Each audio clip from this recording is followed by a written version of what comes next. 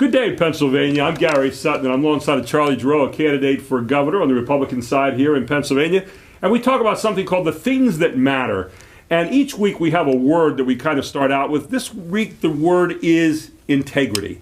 What does it really mean? We want to talk about that. Integrity means an awful lot, especially for all the governor candidates that are out there running right now and trying to discern who has integrity and who doesn't. And Charlie, from your standpoint, in today's age, we have so much deal making going on. A lot of people are questioning the integrity of people on a regular basis. What is integrity to you? Well, there's no more important word, Gary, than integrity to the political process, to our personal lives, to our business lives, because without integrity, you don't have anything. And to me, integrity is a couple things. One, it's basic honesty, telling the truth. I was with a pastor one morning, Sunday's sermon before he preached. He said a prayer and he said, grant us the courage to always tell the truth. And when you think about that, that's why we don't tell the truth, because we don't have the guts to look somebody in the eye and tell them the truth. And so we fudge a little bit here, hedge a little bit there. But when you lose integrity, you've lost everything, because when you lose that ability to have trust, and that's what the result of integrity is, you've lost everything. The other thing is, to me, is doing what you say. I had a friend who was a very, very wealthy businessman, and he had a clean desk, nothing on his desktop, except one little sign that said, I do what I say. And so when you're telling the truth going forward, but when you're also simply doing what you say, then you build trust. And when you build trust, you've got to keep it. And the only way to keep it is with integrity. Talk a little bit about your business dealings and your life over the years, how you've demonstrated integrity to people, because it's an important thing. A lot of politicians say about integrity, they can define it, they can be eloquent about it, but when it comes to practicing it, as you said, it's a little harder. What have you done from the rubber meets the road kind of thing to really show yours? And look, in business, there are challenges every day. Sure. To your integrity, both personally and individually, but also to your company.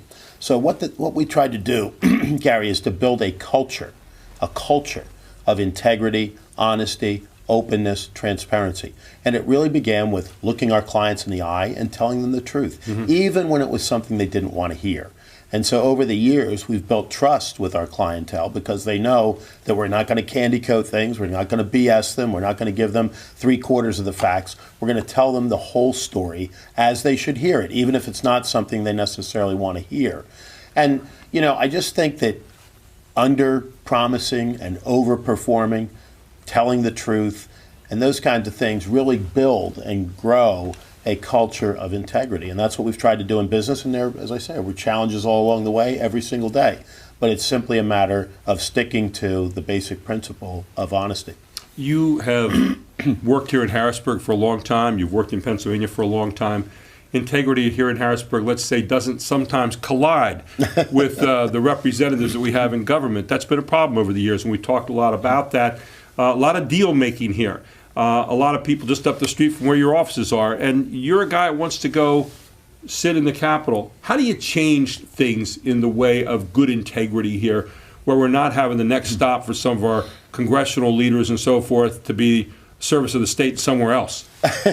Well, Gary, you're right. And we've had situations here where once upon a time we had the former Democrat Speaker of the House and the former Republican Speaker of the House sharing a jail cell. That's something that none of us would have wanted. Right. And, I was once told that when you walk the corridors of power, you're playing against the devil's first team. And I think if you keep that in mind and realize the challenges that are there constantly, and just keep focused on telling the truth, on being transparent, on not hiding things, on telling the story exactly as it should be told, and when it comes to quote-unquote deal making, sticking to your principles, not compromising everything that's at the core of what you believe.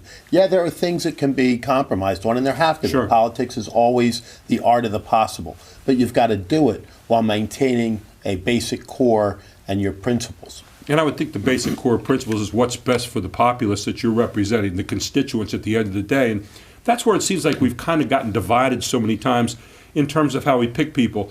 Conservatives say, well, I want this. Liberals say, I want this.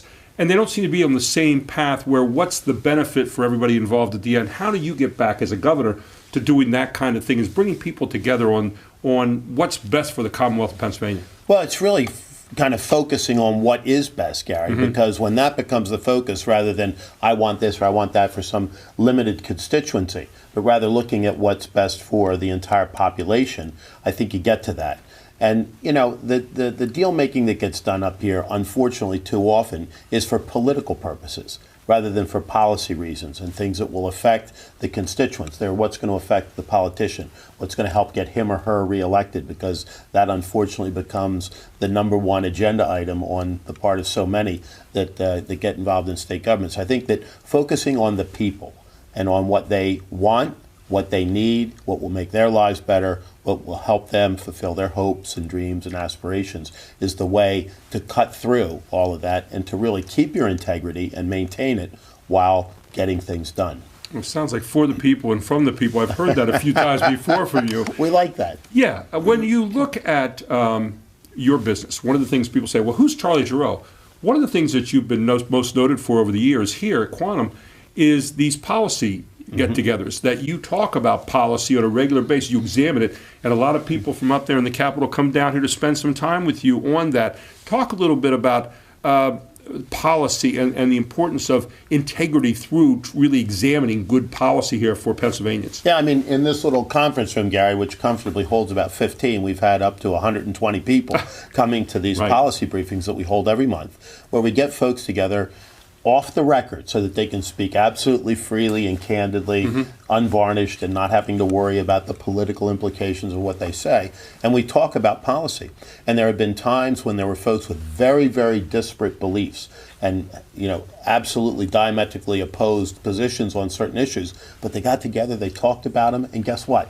They found out where there was consensus. They found out where the points were that they could actually get something upon which they could agree and build from there something that was really good for the people of Pennsylvania. I'm really proud of that. I mean, there have been a couple of times where I've said, just take it outside. And they did. And they worked it out. And so there not only have been policy benefits, but there have been personal benefits because the relationships that have been built in that kind of situation right here in this room have been so powerful and so positive for Pennsylvania. You know, in the state of Pennsylvania, we've seen a lot of good people, as we have all over the country, who go to the seats of power, in this case Harrisburg, who are good people that get bent by the idea of caucuses.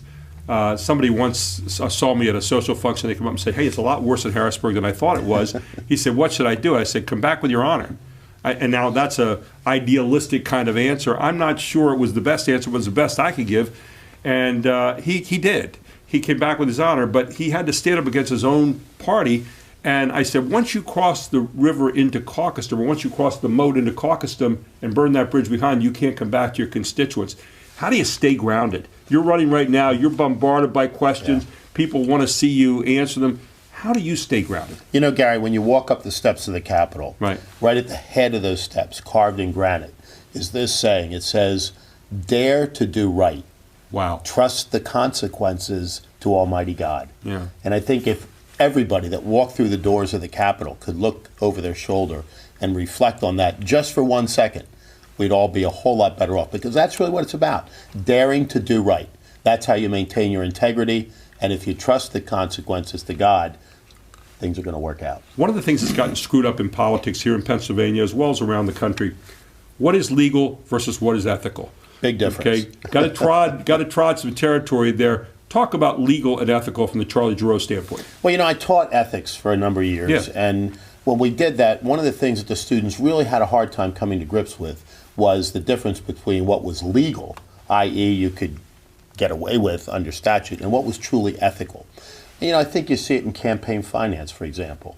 Legally, you can't bribe anybody, but ethically, what are you doing when you make certain campaign contributions? What is the expectation? What is the wink and a nod type of relationship that develops there?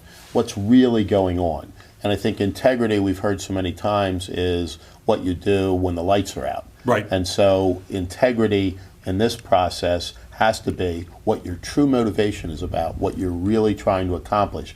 Is your integrity tarnished or is it untarnished? And if you can answer that question, put your head on the pillow at night, you're going to sleep a whole lot better. You have a mother who's pretty straightforward in talking to you, and I imagine there was an old thing at some time your mother said, like mine did, would you do that in front of me? Right. That was always something that governed me. Would you do that in front of me? If I said no, then it probably was the wrong thing to do. Do you ever have a situation with your mom where she might have said something along that line? My mom still does. Yeah. My dad did the same thing. My Right. dad, my true hero, unfortunately, he's passed away. Mom's still going at Right. nearly 100 years old. And yes, I heard exactly that from her. But I also, Gary, as we talked about a couple weeks ago, every time I left the house, she would say to me, remember who you belong to. And she wasn't referring to herself and my dad. Right. Yeah, exactly right. You look at a lot of people that come here, and you watch politics in the country right now, and I always separate policy from politics. Politics is the winning and losing of an office. Policy is the winning and winning for the people. When you look at how it's being operated now, it seems like politics just keeps on going, the never-ending election, and that there's a sense that dishonesty and acquisition of power is okay as long as it's on my side. Right. When it's not on my side, then it's graft and corruption and all that stuff. You see all that. You've been around all that. You've had to deal with those kinds of questions coming up. You've seen politicians, good people come and go here. How do you sort it all out at the end of the day? I think it really comes down, Gary, to the old-fashioned golden rule, that you do unto others as you would want them to do to you. You put yourself in the other person's shoes, and you say, would this be fair if I were sitting on the other side of the table? And, I really think that's at the core of it. I once was in a business meeting, and we were working out a business deal, and we took a little time out, and one of the other lawyers at the table said to me, Charlie, a good deal is a good deal, and a great deal is no good. And I think that, there's a lot of truth to that. Just working out what's ultimately fundamentally fair. And sometimes people aren't going to be happy, 100% with what occurred. But if they get 80 or 90% of what they wanted, then everybody walks away a winner. And more important, the Commonwealth of Pennsylvania is the big winner. It would seem to me that you've been traveling all over the state. You've been listening to all kinds of people. You've been engaged in debates. We'll talk about that in a moment, the one in Altoona last night. But the idea, what people want from a true leader who has integrity, is it authenticity? Is it honesty? Is it truth? Is it all those things? Is there more to it than that? What's your take? Well, it's all those things, Gary. Yeah. You've talked for so long about authenticity, Right. and that, I think, is really at the core. People want to get a sense that you're real, that what you're telling them is the truth, Right. and that what you're telling them connects with your life story, because so many folks are out there saying, this and that, and they've never done anything in that realm. They've never promoted what they're talking about now in the middle of a campaign previously. They've been silent or on the sidelines. But, the folks that have been in the fight, who have, taken the slings and arrows, who have the scars to prove it, I think ultimately are the people that voters are going to go to and say, that's the person I want to fight for me. I came up with a philosophy some years ago, and you and I are old sports guys, and it came from a guy who scored a bucket in the last seconds. We were in an Eastern final to go to a state championship game. And the philosophy he came up with, and I think you can take it to the individual, was the ball will always find the hands of the weakest player in the most drastic moment of the game. Right. And it's the character of that player that will decide the outcome. I've often said also that talent wins games, character wins championships. Talent might win a couple governors' debates. Character wins the overall governorship, I think, in the long run. And drastic moments. You're going to be faced with drastic moments all the time. And it's what you've been practicing that's going to determine how you're going to deal in that moment, the character in that moment. Talk about that with regard to integrity and the kinds of things that a governor would face and how you're going to have to step up to that, because what you practice is what you're going to do at that moment. Well, character really does count. Yeah. And you look at the moments of crisis in our state. The one that comes to my mind is one that happened a long time ago, just down the road from here, 3 Mile Island. Right. And you saw Dick Thornburg, whose calm, assured, consistent leadership and his steady hand on the till led all of us through a really, really, really tough time. And I think that is the kind of mettle that you need in a governor. It's not only integrity, but strength of character to lead us through the really difficult times. And I believe that people are tested over time and under pressure. That's how you see what they really are. And so as you watch individuals, both candidates and those who aspire to office, watch them under pressure, and over time, you'll see the real thing. A lot of people, what really matters in conversations around Pennsylvania every day are saying, my truth isn't your truth. Your truth isn't my truth. What's truth? Truth and integrity kind of go hand in hand. Well, that's the question that Pontius Pilate asked, as you know. Yes, it was. And so we've been asking that question for thousands of years, but ultimately there has to be an objective standard that's truth. It can't be, well, you say and I say, and if it's okay for you, then it's true, and if it's okay. There's a normative, to use a academic word, standard that has to exist. I believe it comes out of the Word of God, but having a objective standard of truth and just telling it all the time is the key to integrity. It's the evidence of good character. It's the absolutely vital piece of governing. Finally, we talk about integrity. We talk about getting to know someone. We talk about being able to talk face to face. You can see it in someone's eyes. You can tell when someone's authentic. You put your phone number out there. That's pretty authentic, and you're willing to talk to people. And I don't know how many people have really tried this, but that 717-877-8194 number is out there for people to call. And when the person answers on the other end, it won't be a secretary and it won't be a robot. It'll be Charlie Giroux. Well, I did that on the first debate stage, as you know, Gary. Yes. It wasn't the first time during the campaign I'd done it, because it stops all along the way. I've been offering people my phone number because I think a governor has to listen.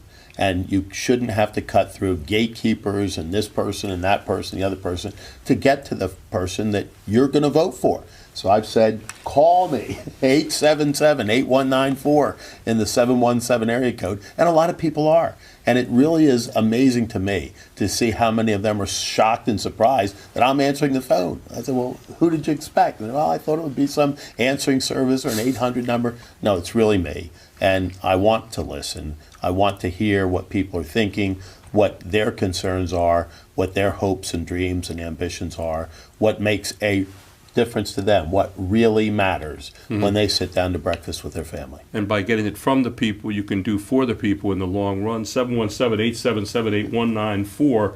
Integrity does matter, and that's one of the big issues here in this campaign. Thanks for tuning in this week to What Really Matters with Charlie Giroux. Businessman, conservative, patriot, Charlie Giroux for governor.